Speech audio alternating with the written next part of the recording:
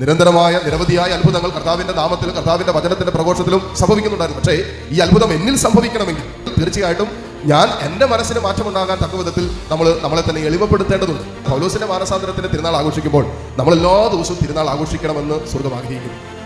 വിശുദ്ധ ഗ്രന്ഥത്തിലുടനീളം കടന്നു പോകുമ്പോൾ സ്വർഗം സന്തോഷിക്കുന്നത് എപ്പോഴാണെന്നറിയാമോ? അനുദപിക്കുന്ന മാനസാന്തരപ്പെടുന്ന ഒരു ഭാവി ഓർത്താണ്. അപ്പോൾ നമ്മളെ ഓർത്ത് സ്വർഗം എല്ലാ ദിവസവും സന്തോഷിക്കപ്പെടണമെങ്കിൽ നിരന്തരമായൊരു മാനസാന്തരത്തിന്റെ അനുഭവത്തിലൂടെ നമ്മൾ കടന്നു പോകണം.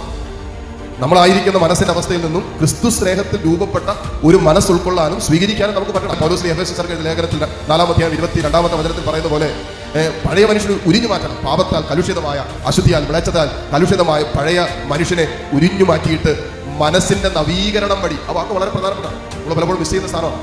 മനസ്സിന്റെ നവീകരണം വഴി, മാനസാന്തരം വഴി പുതിയ മനുഷ്യനെ ധരിക്കും. ക്രിസ്തുവാകുന്ന പുതിയ മനുഷ്യനെ ധരിക്കുമെന്നാണ് പൗലോസ് പറയുന്നത്. ഇതാണ് യഥാർത്ഥ മാനസാന്തരം.